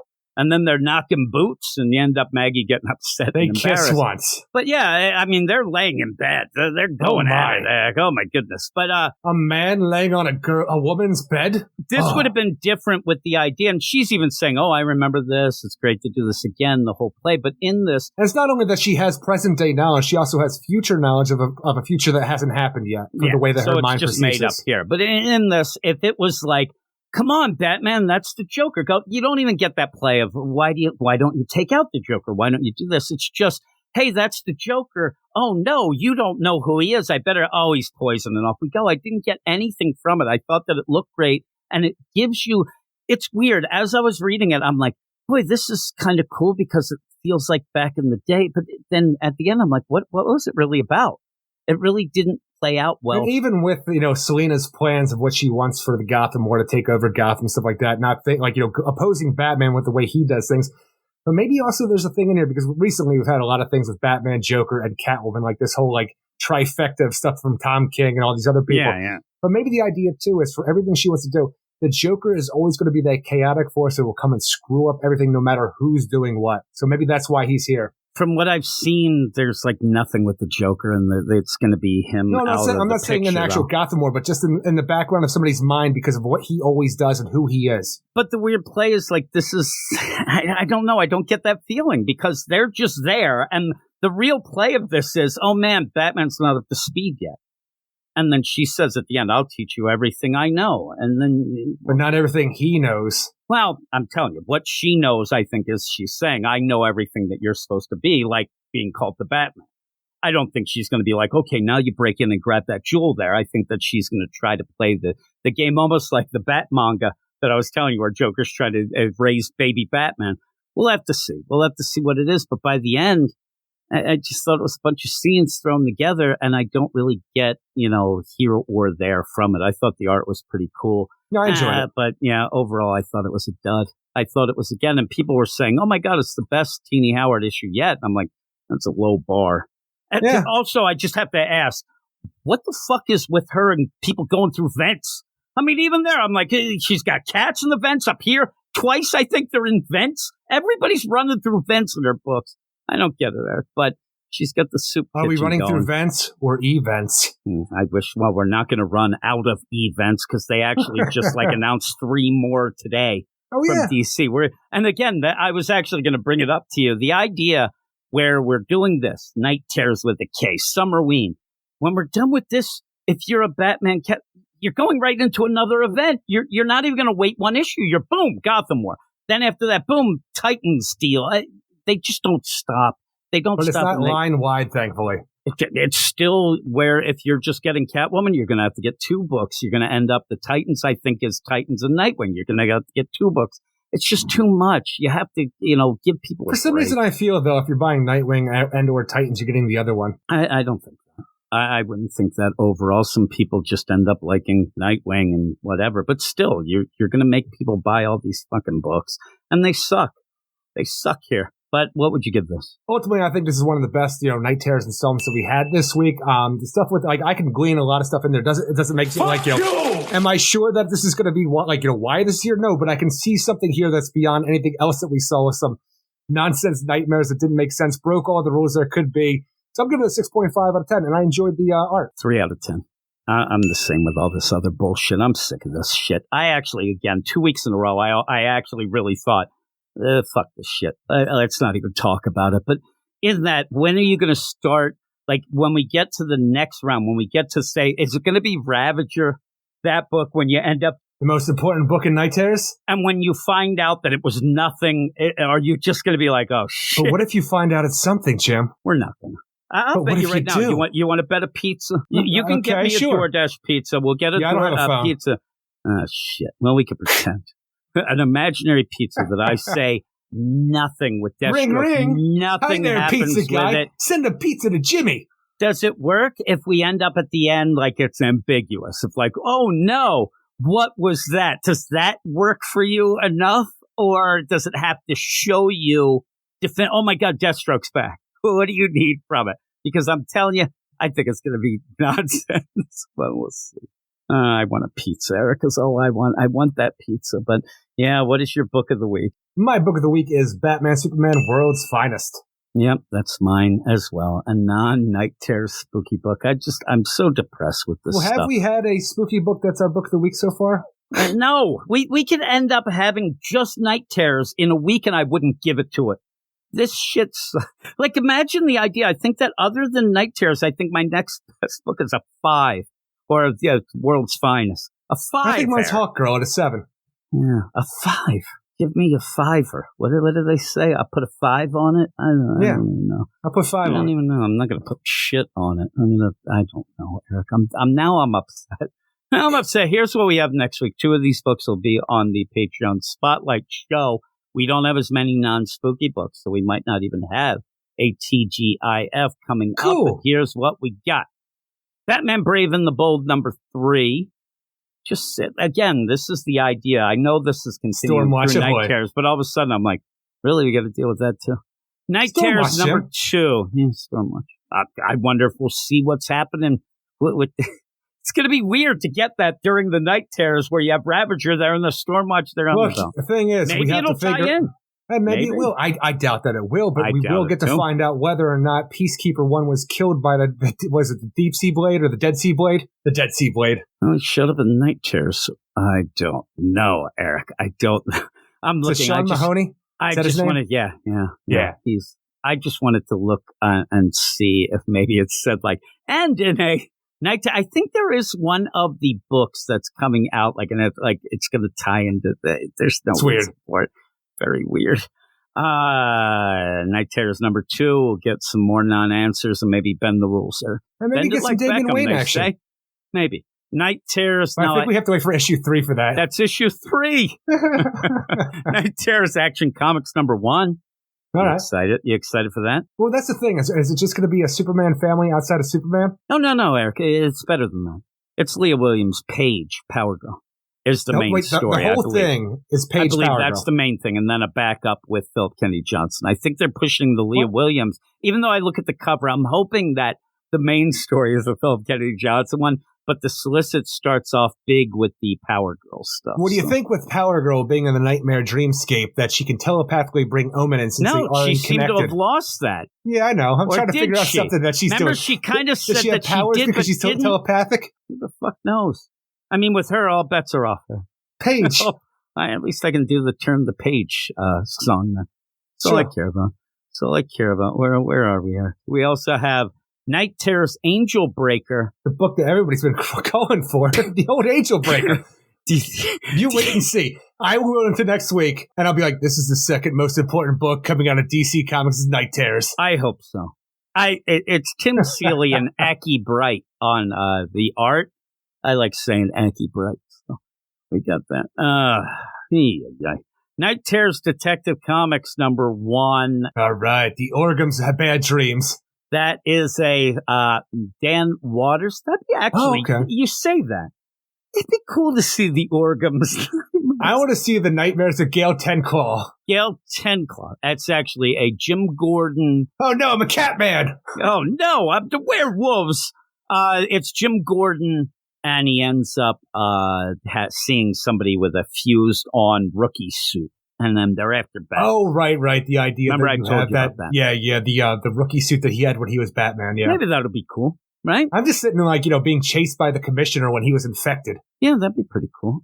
You also end up with everybody lying to him because he knows that Barbara Gordon is, Batgirl, and also he knows everything else, but has to keep mums the word about it. But it being the idea that he has to do this while everybody's lying to him. Is that a fear you could do in a nightmare? Well, maybe. Maybe. You can make up rules. How about this one? Night Terrors Harley Quinn #1. We have that coming out. That book itself is a nightmare, let alone fucking Night Terrors. Well, they up it, Eric. If you're going to have a nightmare, why not have a backup and have Leah Williams do it so we have 2 stories by Leah Williams in 1 week? What a week! Nightmare, Eric. It's a nightmare. So you end up having T.D. Howard doing the regular deal. Can I read you a solicit? Because it drives me. Please. Because the solicit, you have to go in character when you do T.D. Howard's things because you have to play your actually with wall break and stuff. Yeah. Imagine a world beyond both the waking world and that of dreams. A world where your every choice creates a series of infinitely rippling, profane reverberations. Where donuts and soda cans can do the can. And I actually am going steady with your mom. Our story takes place there in the realm beyond the limits of the liminal, a place we call the Harley Quinn Zone. I'm your host, Dr. Arela Q. Neun, attorney of drawers. Just kidding, it's still me, Harley. But hey, this one is freaky deaky, and my real life is already pretty dang bananas. Hold on to your buns, because this one is going to give you some interdimensional chafing for sure. Plus, Leah Williams and Ben Templesmith, who we do like, help me crack a cosmic mystery night terror. This goes so many layers deep, it's practically a true turducative story. Hey, Ben Templesmith can totally do some nightmare scenarios. Yeah, he can. It's like Juan. Him and Juan jump back and forth with that Gotham at midnight. Gotham by midnight. Yeah. So that's kind of cool. But you like that? You like that? No, I don't like anything about that. That was worse than anything we read tonight. And that's the jokes. These are the That's jokes. probably funnier than the Night Terrors Titans. All right, I look forward to that. Yeah, I wish that they did actually, though we kind of worry about his story progression, but I wish that one of these, either the Nightwing or the Titans, was being done by Tom Taylor, but they're not. You end up where it's like a really demonic Titans Tower on the cover. It looks pretty cool. Oh, no. Pretty cool, but it's Andrew Trigon Constant. takeover? Yeah, it may be, Eric. And I think Zach Walker may have said that Andrew, what's his name? Andrew Constant might have done the Nightwing future state stuff that we read, that we didn't mind. It wasn't horrible. So maybe we'll like that. I may be completely wrong. Who cares? I'm making up the rules as I go, Eric. Superman, The Last Days of Lex Luthor, #1, the Mark Wade. What's wrong with Lex? Deal where as far as we know right now, he's bleeding out, Eric, in the whatever. So there's another thing you might want to deal with. Just imagine, here we are in all the continuity, all the stories, dead, right? All the stories are going on, right? All at once, like all the different titles that are coming out of DC Comics. All of a sudden, Night Terrors hits right after Lex Luthor gets stabbed. He's laying there. Everybody fell asleep, and no one's there to help him. And now he bleeds out. He dies. he falls asleep and just bleeds out himself. Yeah, exactly. He's done. Lex Luthor. He is done. It is a spiritual successor or something of the Birthright story. Yeah. So we'll see how that is. I forgot about that too because I said to myself before, man, I got to go back and reread Birthright. Yeah, and it's Mark Waid and Brian Hitch. So that should be a pretty big one with all that. So we'll check out. I haven't seen Brian Hitch art in a while. No, he's been doing a bunch of stuff over there at the Marvels. Eric. The Marvels. He was doing the Venom stuff, and he ended up doing a new thing with Hickman that's bringing back the Ultimate Universe. So he's been busy over there, but here he is with the Mark Wades. Oh, my. But that's that, Eric. That is it. Whew, we got done. You have stolen my Oh my God! dreams. I looked over to my left and fucking Insomnia's over there laughing at me. I'm in the nightmare, Eric. You see, That's your family. giggling and laughing. It was actually my wife, Eric. Sexy. But with all that, she is kind of pale. I'll give her that, and does have her hair cut a little like the Insomnia. Like she John likes D? to do that. Yeah, like a Got John that D. skull face. Yeah, at one point, well, I think it was in the, and I didn't bring it up, but I think it was the Nightwing where Constantine explained how Insomnia got Wonder Woman? It wasn't that one, Wonder Woman, and it didn't make any damn sense. It was like, Oh, there no, was a problem in that. Insomnia is now amplifying John D, and I'm like, what the fuck are you talking about? Like, I tried to say it where like, sense. you had Insomnia who woke up and because he took over John D's body, it amplified his power because of John D's connection to the Dreamstone, But the you material already Opticon. had the power was in the Insomnia. It Power didn't make was sense, within right? all of us all along. Yeah, it was weird. The power is yours. It was like, it was a weird way to try to explain something that didn't need explaining, but then got it kind of wrong, but it was weird. But with all that, thanks everybody for listening. I wish we could have been a little more positive for these books. That was We really don't fake positive, the Jim. funk. You were the sad sack. I know. Yeah, you were real positive. You were more positive than me. I got these theories and breaking shit down. You're like, no. Yeah, people wouldn't know what you gave the world's finest. Oh, they would. It was actually on the TGI. But if you weren't aware of it, it was a 7.5 was Eric's book of the week. Mine was that same one, but I gave it an 8. So at least I was kind of in that realm of pretty good book, right? Yeah. You're nonsense. What? You're nonsense, Eric. You owe me a pizza. But with all that, No such thing. I think you don't think that you owe me a pizza right about now, Eric. You don't think that. What are you doing? Do you? You don't actually think. If you owe me a pizza, would you end up getting me like a bullshit pizza? Of course I would. Or would you end up getting me like something pretty good? Well, what would you get? You know it's going to be a bullshit pizza. I was trying to get the Arkham Tower song. I couldn't find it. I thought you already loaded that up. You even said so. No, I said I was trying to. I couldn't find it then, and then I realized because I wanted you to be able to listen to it, and I couldn't find it. What was your book of the week again, Eric? What did you say it was? Batman, Superman, World's Finest. It was? That's what it was? Who writes that book? Was it $4.94? I don't. And now I'm looking. I'm like, where did I have that song? What was that, Eric? You know what? What are you looking forward to the most next week? Not doing the show if this is how it's going to be. Is that what you think, Eric? Oh, that's not very nice of you. No. What do we say at the end there? Everybody have a great week. Keep it weird. Or Keep it spooky. weird. Or spooky. And we'll see you at 7. See you in 7.